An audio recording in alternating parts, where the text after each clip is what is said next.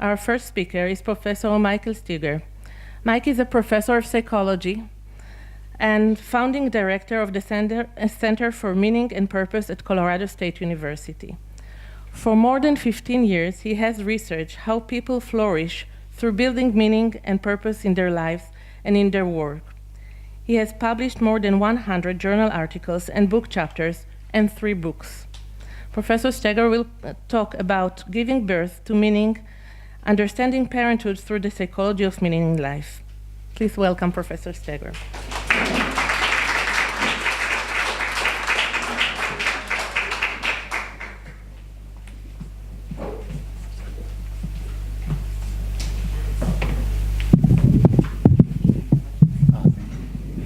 Shalom. Hi, I'm Mike, and I guess I represent some of the positive psychology in this conference. And one of the things that we do, one of the little tricks that we do in positive psychology is sort of take what everyone else already does and just add like a little bit of a smile or a wink to it. So one of the things that happens in our field is we focus on character strengths. This would be, oh, I should open my talk. Okay. I can help with that. I know where, I think I can talk and, no, I can't. Okay.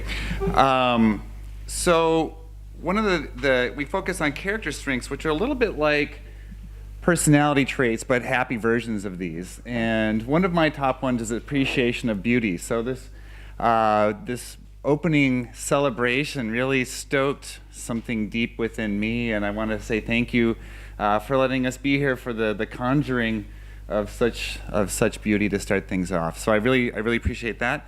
My talk is on this topic, this idea of giving birth to meaning. And I don't know really very much about parenthood, as my kids would happily volunteer. So I'm really representing a little bit of what mainstream meaning and life psychology research looks like, and trying to use some of those lenses to add additional ways of thinking about parenthood that might help us anticipate challenges and opportunities. And I want to say thank you very much to Dr. Taban Ben-Ari and Ben Shlomo, to Bar-Ilan University, in the Israel Science Foundation, and also my collaborator Jessica Morse, who is back in Colorado, where it's very windy and much colder. So I feel bad for her, but not too bad. So not being an expert on parenthood, I thought I would Google parenthood and learn what real normal people think about parenting. And part of the interest I have in parenthood in general is that we start from birth with formulating some sort of expectation about what parenting is, what parenting might be, and what parenting shouldn't be, based on the fact that we had parents most of the time. So I think it's an interesting idea. We step into roles that are shaped for us by many different external sources and try to find our own individual ways, which to me makes it seem like a very meaningful thing. But sometimes we want a little bit of assurances that we're doing it in the correct way. So I'm going to show some Google autocomplete screenshots. These are from the United States. And this is the very first one I thought I'd share. This is, how do I make sure my child ... So these are apparently then the concerns that are the most frequently completed for Google. So as a random person searches for these things, this is what Google thinks you're looking for. How do I make sure my child has blue eyes? Is happy. Isn't that nice? Is safe online? That's not possible. Grows tall. Is ready for kindergarten. Is smart. And again, is tall. So I will say my parents must have done pretty well. I'm about 2 meters, so I can't really vouch for any of the rest of it. There will be a few of these, sadly. Okay, what if my child, however, and here we start to see some interesting things, has the flu. Then there's a meme out there, which my kids try to explain to me. As far as I can tell, memes are random pictures with random words attached to them that make youth laugh. So there's one, apparently my child's allergic to dogs out there. Swallowed a penny, is autistic. There's a couple about the NCEOG or EOC, I don't know what that is. Has a W-2, which would mean they're working and paying taxes in the United States. Ate silica gel. So if you've ever bought something that needs to keep dry, there's this delicious looking little packet of granules that says don't eat, which of course is the best thing you can tell a child to get them to eat things. Swallowing a magnet, I remember hearing about this when I was a child. What happens if you swallow a magnet and then you walk close to metal things? You might not be able to escape, right? So there's all sorts of things. And then what if my child is gay, which in the United States is a pretty fraught topic for reasons I don't completely understand, but these are things that then parents need to sort of get some guidance on.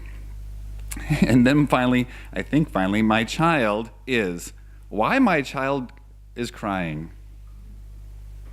My child is mean to me. Well, they're selfish little jerks, right? So that's what they do. They don't know better yet. They have lots of love and lots of feelings. Sometimes it comes out as meanness. My child is always sick. My child is not smart. My child is being bullied. My child is yet a stranger in the world. That's a very deep thing to ask Google to solve, but it's good that it's out there. My child is depressed. My child is gay.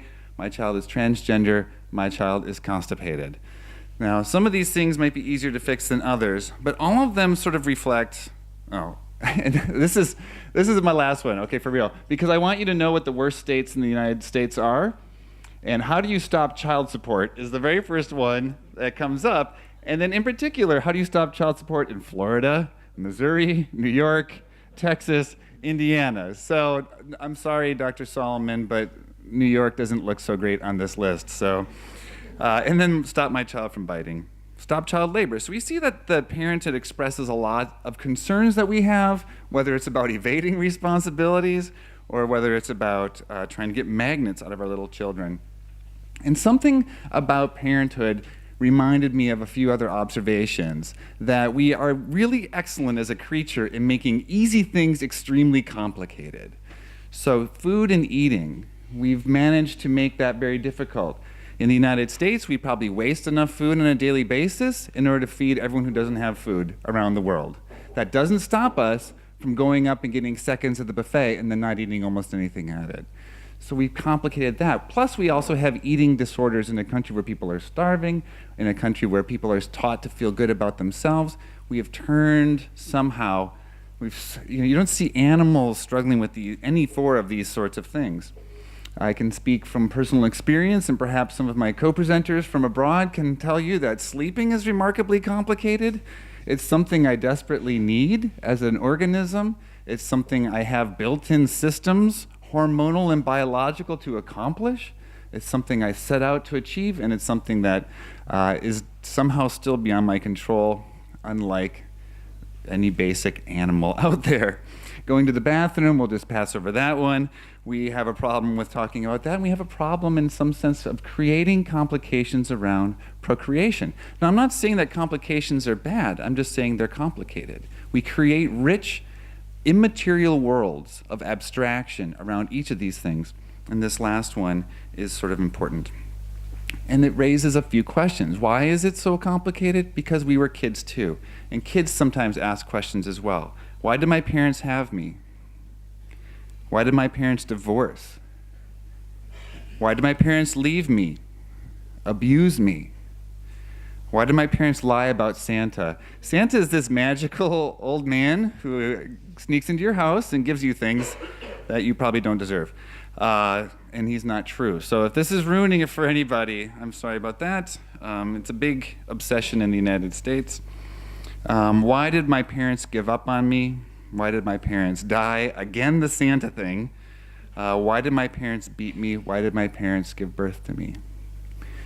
Maybe you see yourself somewhere on that list. Maybe you don't, hopefully not. But there certainly is a recognition that there are children who see themselves on that list. And so their journey into parenthood starts from a place of wondering why parents are like this.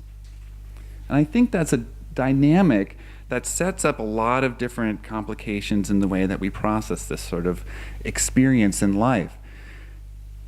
And I guess my premise would be that viewing parenthood through what we would think of as a meaning lens creates additional opportunities for anticipating challenges and changes. I want to refer to a talk I recently have the pleasure to see, and it's by someone who's pretty famous, not a scientist, a guy named Malcolm Gladwell. And he was giving a talk about a couple ideas that were on his mind, and a very astute friend of mine said, I think we just heard his new book, so this might be the new book. You get a preview. And he said that what we're really facing in the modern world is the difference between puzzles and mysteries. To solve a puzzle, you simply need to get more information. You get information and it clearly tells you which piece fits next. So when we think about something like parenthood, how do we conceive of a child? How do we raise our child correctly? How do we become a better parent? How do we become a nurturer of a better person? We think, well, we just need more information, according to the puzzle mindset. But in a world where almost an infinite amount of information is available to you any second of any day, at any time, on almost any topic, maybe we're in an age where our biggest problems are mysteries, which is to say that you can get as much information as you could desire, but it doesn't necessarily tell you what the next best thing to do is. So for instance, solving diseases, lots and lots of different inputs at many, many different levels for analyzing what might be a way to interfere with the disease mechanisms. Fertility, infertility, parenthood, all that stuff. Maybe we have simply too much information. What we need are better models for figuring out what the most relevant information is at this moment, in this context, under these circumstances. So maybe meaning it as a, by its nature, integrative variable can be one part of the contribution. And you know, I know that there's already a model for how we can do this together because the symposium was assembled with all these different moving pieces, and my brain will struggle to do what's already been accomplished by the organizers, which is figure out how all these different pieces fit in. But it seems clear that if we just burrow down one particular hole, we can get tons and tons and tons of information, but we still need to figure out how to put it all together. My research in general has focused on the question of meaning, and my inspiration comes from someone who's already been invoked for this proceeding, Viktor Frankl, as this idea that there's something powerful that draws us into the world, and that's this notion that not dominating other people, not sort of giving into the most beastly parts of our nature, but instead trying to aspire to something that makes life worthwhile is part of our fundamental nature. Beyond that, there's other people who've sort of made it possible to have a science, as it is, at least a social science, of meaning. And those would be people like Carol Riff, people like Antonovsky, and other people who've been brave enough to say we should study meaning. And then there's also folks who've said we can actually study existentialism in a laboratory setting, and we have, of course, one of the founders of that perspective in the room with us today who'll be speaking tomorrow. So it's a long, long trail that leads to this place, and we're at the point where we can start to make statements about meaning that then research can begin to address as opposed to personal experience. So when we take a look at meaning across the field, this is from some work that I did with a researcher in Helsinki, Frank Martala, and we would say that meaning consists of three sorts of buckets of processing that our brains do. It's really seen as a cognitive thing, even though Frankl said it was clearly a spiritual idea. But the first is significance, judging one's life to have inherent value or worth, or perceiving that one's life matters in some way. So we can use this sort of filter I'm suggesting to look at a variety of topics. Is blank worth it? Is there inherent value in doing it? When I do this, do I perceive it to matter to me? So there's a real centrality to the person of then if we apply significance to parenthood. The sort of flip side of this would be if my life isn't worth it, why would I invest in any other facet of it? What keeps me alive? As Camus charged with philosophy, he said the biggest problem for philosophy is why would people persist to stay alive when that option is available to end your life at any moment? Philosophy needs to answer that. Each individual may need to answer that as well. The next idea is coherence. This is understanding. This is a cognitive piece, right? So you might think the first one is evaluative. How do I evaluate the field of inquiry here? The second one is how do I understand it? How do I create schemas, mental maps, whatever you might feel comfortable calling this sort of collection of information and creating the representations and the links among them. In meaning, typically we look at this as understanding oneself, one's world, and the interface between the two. And then finally purpose, which in some sense is where it sort of starts. And this is possessing a highly valued, overarching goal or goals one seeks to pursue over a long period of time. Purpose isn't necessarily like a goal that you can check off and say, okay, I'm done with that. Purpose is more like something that you're invested in the process of striving for. And when I don't know this personally because I don't speak German, but a scholar named Alfred Lengle, who was a student of Frankl, said that Frankl intentionally chose the phrase meaning and purpose when translated into English because there's no English word for what he meant, which was some combination of sort of understanding, knowing, and doing what you're meant to be doing. And that does remind me also that I'm very grateful that the proceedings are in English. It's a big gift to scholars like me who are limited linguistically to be able to share in this sort of event. So thank you for those of you who are speaking more than one language today, which is almost everybody in the room except for me. So I appreciate that as well. Okay, so we can really kind of shrink this down to a few things when we think about the job of a parent is helping a child learn appreciation and connection among things so that life feels like it is a thing of value. That coherence might be about cultivating an interactive life for children, and finally that purpose is about setting and pursuing big goals, not just what the teacher wants you to do this week. There's a few other terms that show up in this field. One is meaning making. This is the idea that as we're going through and confronting stimuli, we're trying to fit them into our models. This meaning making almost always is viewed as linking into the cognitive aspect of things, not the evaluative or the motivational side. So we're trying to process what is occurring to us so that it fits in with some of our consolidated understanding. So you might think in terms of infertility. I always imagined I would be a parent, and now there's problems. How much do I invest? What cost? What types of methods? I know we'll hear more about that later also. So people are trying to work out what this world looks like to them now. I would also say that there's another term out there that we sort of assume in my area that people will differentiate, and that's between meaning, which is sort of an interpretation of something, as you see in meaning making, and also meaningfulness, which is this idea. If I say, is your life meaningful? Hopefully you say yes, and you mean it carries these certain values for yourself. Now, one of the things I'll say about meaning in life is that there might be a perspective out there that it's a luxury item when it comes to well-being, that you need to satisfy your basic needs. You think about Maslow's hierarchy of needs. You need to have shelter, you need to have safety, you need to have security before you even will think about meaning in life. And I think that doesn't seem to be borne out in most of the research that's done around the world. So what we have here is a number of studies. This is work by Laura King and her former student, Samantha Heinzelman, who's also a meaning researcher. And they compiled all the published information they could find on the most two commonly used measures of meaning in life. One is from the 1960s, Kronbach and Miholik's Purpose in Life questionnaire, that's at the top. The second one is the Meaning in Life questionnaire, which I did. And what you see when you put it out there, that this is the midpoint.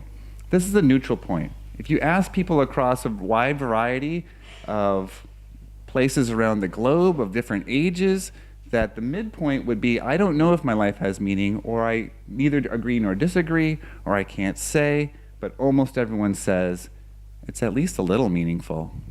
And those are people who don't have the types of basics that we might assume you'd have to have before you think about what your life means in the grand sense.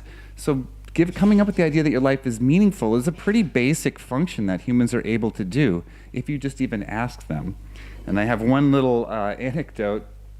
I'm a little obsessed sometimes with my impact on the planet. It can be a little debilitating. I trend heavily towards neuroticism, so this is one of my forms of entertainment, is worrying about how much I've destroyed the world today. So I tend to obsessively save scratch paper. And when the kids were in the destroy and draw on everything mode, they had huge stacks of scratch paper. One of them was a whole stack of we tried to run a study using my Meaning in Life questionnaire, which is just a bunch of statements you agree or don't agree with. So on the back of this is this group of misprinted pieces of paper, which was of course grievously harmful for me to think that I'd cause all these trees to die for no reason. But anyways, I brought it home, and my son had flipped it over at age 6 and was starting to fill in the bubbles for the Meaning in Life questionnaire. It was like, oh, kids. So I said, so what's going on, buddy? And he says, oh, I'm just answering this test. Okay, great. So what's your score? He's like, I think it's like, I don't know, mostly 5s and 6s, I think. This is good, 1 to 7, right? You can see that's roughly what the scaling is on both of these scales. It's like, okay, this is going to be, I'm going to have to be very gentle with my poor ignorant son here as I point out that he has no idea what he's talking about. And so I said, okay, so what do you think the scale is about? He's like, well, it wants me to know and tell if I have meaningful life. Yes, okay, so you can read, good. So why do you think that you have a meaningful life? He said, well, because I try to be nice and I try to help people. That's not very difficult, is it? And a 6-year-old kid, and you might say like there's some genetic sort of thing where the kid of the meaning researcher is able to answer a meaning question. I get that. But I think he's exceptional in lots of different ways, but I'm not sure that he's existentially exceptional. I think that's something all of us have in us. Just as Frankl said, our primary urge as a sort of evolved, overly complicated creature is to figure out what it's all about, not just have pleasure, not just dominate. So we can take a look at where meaning comes from, and we'll circle back to this idea a little bit. And I'll confess, I don't see a clock, and I know we started a little slow, so cut me off when you want me to. Okay, great. Also, another confession, I somehow messed up my slides, so I wrote these on the bus. So, but the wisdom of the organizers of this conference had people like me write a book chapter before coming here, so I had content. So I do apologize if it looks a little rough around the edges. Well, one of the main ways that we try to investigate this topic is sources of meaning, and it's pretty straightforward. If I ask you, does your life have meaning? Does your life feel meaningful? Let's show of hands. Above neutral, would you say life is pretty meaningful or purposeful for you? Yeah, if not, there are clinicians in the room. We can work on this. But we can also say, so why would you say that that is the case? Why did you raise your hand? What makes it so? What information did you consult when you went through that judgment process? And that's essentially sources of meaning. What makes your life meaningful is the way that this all becomes compiled. And I think the preferred measure for those who have enough time to fill out 151 items would be the sources of meaning in life scale. And you can break this down to 26 separate sources that come up both in the theoretical literature, where ought people find meaning, and also in the qualitative research. Where do people volunteer that meaning comes from? This is really a normative study then of what people say is their answer to the philosophical question, what makes life worth living? And really, it kind of breaks down into 4 buckets. And you can actually relate these to Shalom Schwartz's notions of values, for instance. There's some similar patterns here. How do we orient towards what's important in life? Well, sometimes we call that meaning and it feels very personal. Sometimes we call it values and it connects with something very big. Sometimes it does both. Self-transcendence is seen as probably the peak of what we can try to achieve. Maslow introduced that as even higher than self-actualization. Gordon Allport said that that's the pinnacle of a maturing personality. Eudaimonic researchers and philosophers suggest that as we mature and develop, we integrate virtue into ourselves, which is embracing our stakes and our shared stakes with others.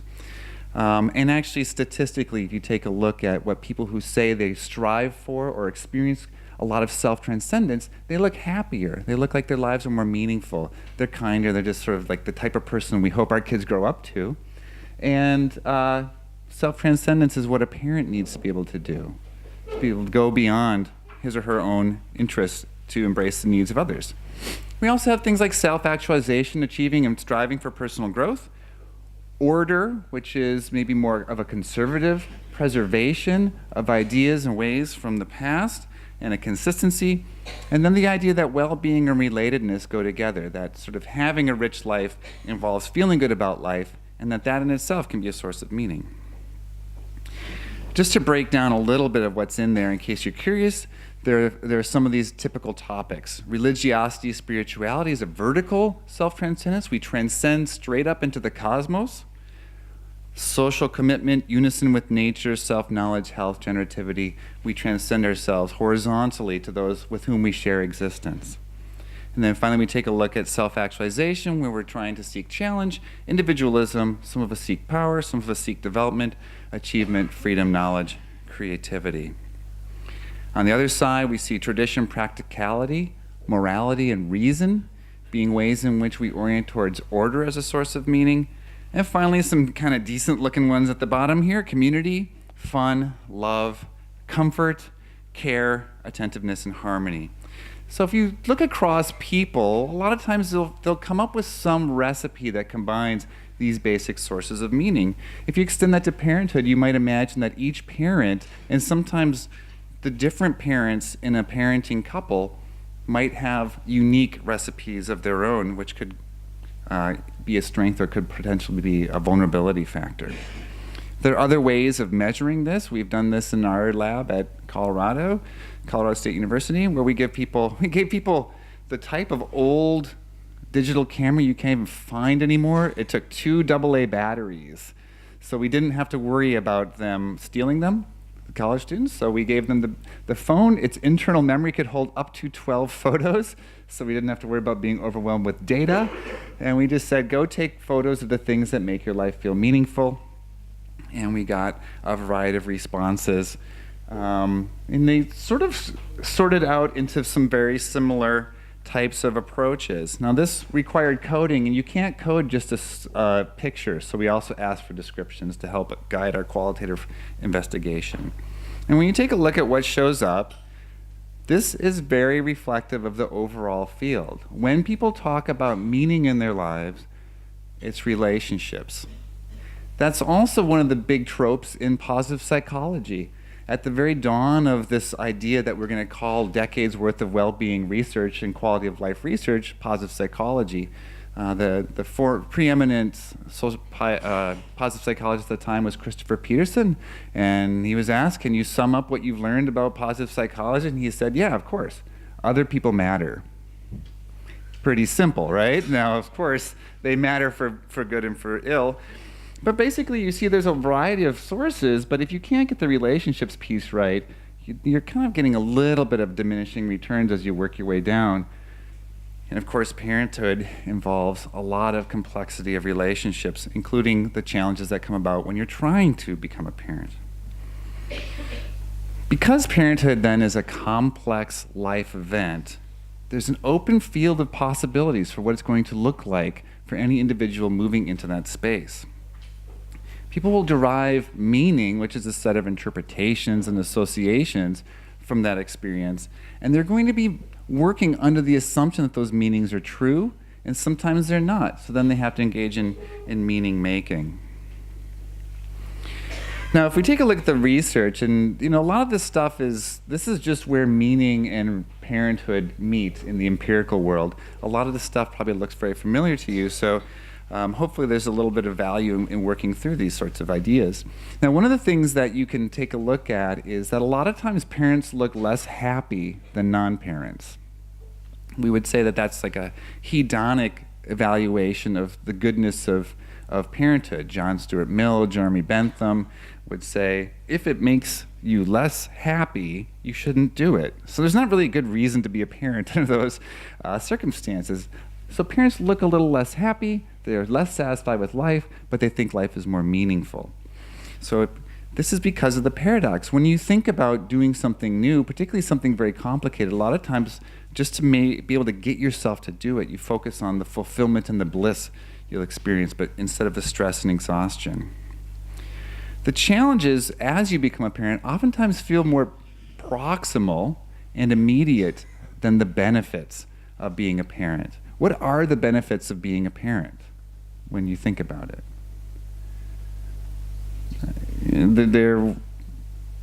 aren't any. I don't know. So the proximal benefits of being a parent are if you love kids, are loving kids. If you don't love kids, then they're a little bit trickier. And if you're sleeping, then it's easier to find the benefits. And if you're kept up all night, it's harder to find the benefits. So the benefits tend to be over a long period of time and require you to sort of do something with them. You imagine a future. You operate abstractly. And so meaning is a perfect way to encapsulate that idea that there's maybe not going to be an immediate hedonistic payoff unless you really do get that oxytocin, dopamine explosion in your head when you see a baby smile. People continue to have children, though, apparently quite at a ripping rate here in Israel, and most call it the most meaningful event of their lives. So there's the paradox. It's this thing that's not necessarily easy to do, to achieve, or to enjoy, but is very, very important.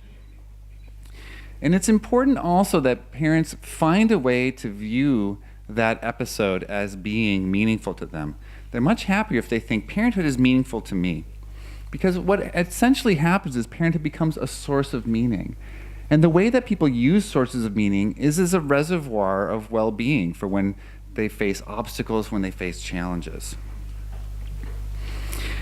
The day in and day out of parenthood also is a source of meaning. So spending time with children is linked to greater meaning in life for parents. So parents who are pulled away from spending time with their children by any number of factors might have additional challenges to experiencing that sense that my life is worthwhile, my life is meaningful. For many parents, the time that they do spend with children is viewed as the most personally important part of their day. Of course, we know what the two or three most common things that people are doing with their days. They're sleeping, they're driving to and from work, and they're at work. So getting those moments with your child becomes a priority from an existential perspective. Parents also think about the meaning of life and the meaning in their own lives more than non-parents. So it's sort of in there already in what their experience is. And they also report, thank goodness, more meaningful moments than non-parents. So that's maybe the payoff of kids, that they give you a sense that day in, day out, life is meaningful. Now, if we want to help foster a sense that life is meaningful or parenting is meaningful, here's a big list of things that shows up. Now, more or less, you can kind of bring these into a few different themes. One is motivation, having the intrinsic motivation, which is one that comes from an authentic and internally rooted and sort of personally owned perspective, is a better path towards feeling that your parenthood role is meaningful. So the more you can value that goal and make it feel central to yourself, that's much better. In becoming engaged in parenting is a payoff in and of itself, and having a high sense of competence and effectiveness. So being engaged, having the right motivations, and then actually learning how to be pretty good, and of course then finding some sense of support from those around you. On the other hand, there are quite a number of challenges. Parenthood is seen as less fulfilling and less meaningful among higher socioeconomic status and more educated people. In fact, parenthood becomes an obsessive circle of opportunity cost evaluations. I could have been blank if I didn't have kids. I could be spending my time blank. I need to be doing this, but instead I'm driving my kid here, whatever it is. Also, children who are facing behavioral problems, sometimes their parents lose that sense of motivation and purpose that they had. On the other hand, though, one of the things that's amazing about meaning, and again it goes back to Frankl, is the idea that meaning can both be an outcome and the main way in which we confront and surpass challenges. So having a sense of purpose, we know, gets us through hard times, but also making meaning from hard times gives us a better and more rich life. So we see some of the research done by Dr. Taban Ben-Ari here, and what we see is that there can be some challenges to raising what you might think a child might be in non-normative circumstances, whether that's being a single parent or a child with medical or developmental needs. But finding meaning, making sense of that experience creates growth in a large number of domains in research that's been replicated more than once.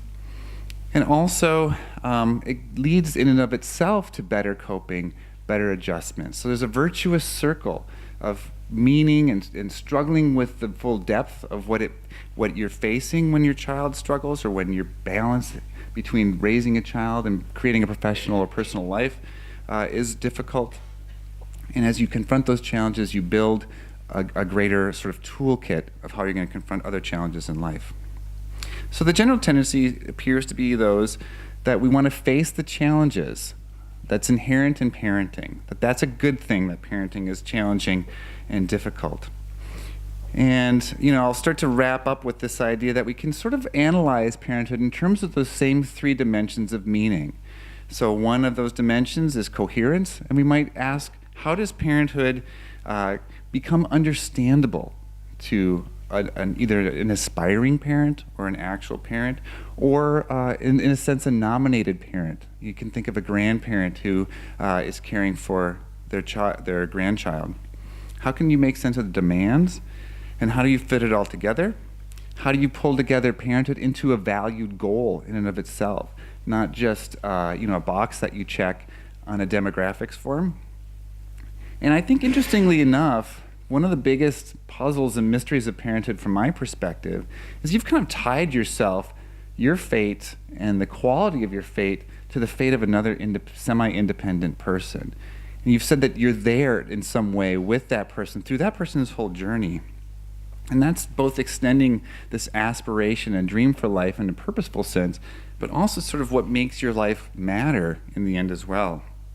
That's the notion of symbolic immortality that terror management theory offers as one of the options for surpassing the fear of death. So from the coherence facet, we see some research support for thinking through in these ways, mostly around identity and role. So as a parent attempts to navigate new sources of information about who they are, about what life is like, they meet new people, they encounter new ecosystems like schools. Many of us went to school but weren't thinking about how to navigate school on behalf of someone else. There's new responsibilities, expectations, and information. And I would say maybe one of the open-ended questions that we can ask with regard to parenthood and meaning in this case then is, how do we assist people in the ongoing revision of their understanding of themselves? Parenting will get difficult. I have a 15-year-old boy and a 12-year-old girl, and I have been really lucky so far, but I know the other shoe will drop and I will face some sort of challenge. I totally have no tools or comprehension or probably even emotional regulation to deal with. So I'll need to revise what my identity is in order to meet that challenge. From the perspective of purpose, we see parenthood and attempting parenthood requires understanding our own motivations. It also requires balancing goals and aspirations, and crucially for parenting, it's a persistence of effort over time, regardless of the obstacles you face. And parenthood from a significance perspective, coming to view that it's inherently worthwhile. It may seem a little selfish, it's almost like a vampire to think, death is a scary thing. I don't want to die, so I'll create a child who will carry me in their heads in the form of memory and name some way, and I'll be symbolically immortal. But that does seem to be part of our generativity narrative, that we outlive our own physicality by doing something that has persistence and mattering. So do we perceive parenting to truly matter in our lives? And how do we reflect on responsibility over another person's life and accept enduring fusion of personal fate with a child's fate? I think that's a big deal. And maybe only neurotic people like myself think about that, but maybe it comes up otherwise. All right, so we'll skip that. I'll close on this. This is the last two. So, are there any moms or dads out here? Do you know any moms or dads? Okay, so my mom hates me. Let's forget that part. My mom took my vape. This is a vaporized tobacco inhalation device for people who really need to have tobacco inside their bodies. My dad is Scrooge. This would mean very, very cheap and doesn't buy me what I want. My dad has diabetes, which is interesting to worry about. But I do want to close that there is some sign of hope among all of these Google searches. My dad, my hero. My mom is my hero. All this work isn't for nothing. It's just sort of maybe the fruit on the tree. The whole tree isn't made of fruit. So thanks for putting up with this perspective from a different field, and I hope that we can continue to have more conversations at this amazing symposium.